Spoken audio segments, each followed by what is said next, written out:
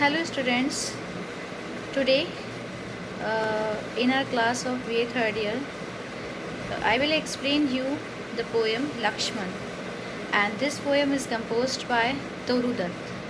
As you all know that this poem is prescribed in your second paper of BA third year.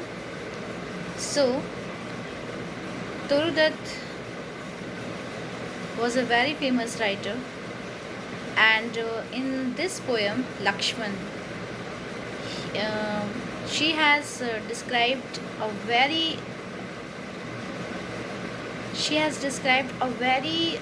popular incident of Ramayana, in which I think all of you have known about this incident, that in Ramayana, जब मारीच को देखकर माँ सीता जो हैं आकर्षित हो जाती हैं मारीच के। मारीच जो है भेष बदल कर आए थे सोने का हिरण बन करके, और माँ सीता जब उनको देखती हैं और उनकी तरफ आकर्षित हो जाती हैं, उनको देखकर उनका मन करता है कि वो उन्हें मिल जाएं। सोने के हिरण का रूप बदल कर वो सोने के हिरण के रूप में आए थे। तो जब वो उनके वन में उनके घर की तरफ से निकलते हैं तो माँ सीता राम जी को बोलती हैं कि जाइए आप इसको लेके मेरे लिए आइए।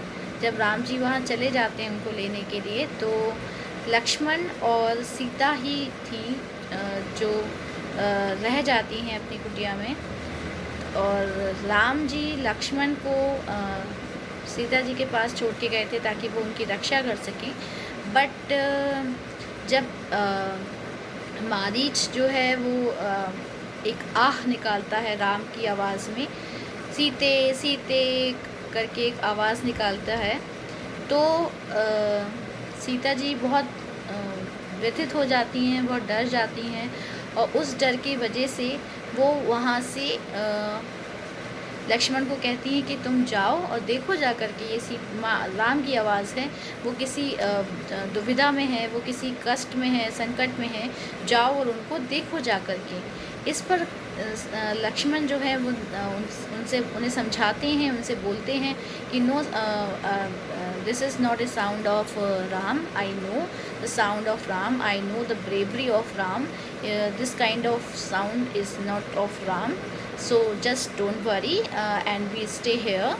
बट लक्ष्मण की बात जो है वो सीता नहीं मानती हैं एट दैट पॉइंट, और उनसे बोलती हैं कि उनसे आर्ग्यू करती हैं। तो वो जो उनके बीच का कन्वर्सेशन है, जो उनके बीच का ये कन्वर्सेशन है, उसी को एक पोएम के रूप में